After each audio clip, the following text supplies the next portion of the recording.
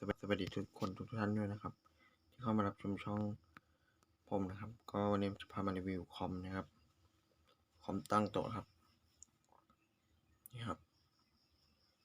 ก็จะประมาณนี้ครับหน้าจอนี้น่าจะเป็น19 นิ้วมั้งครับถ้าจะไม่ผิดนะครับแล้วก็มีเมาส์คีย์บอร์ดแล้วก็เมาส์ครับ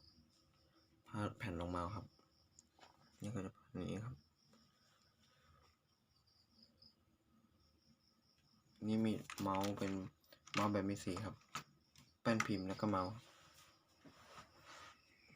มาดูตอนติดกันเลย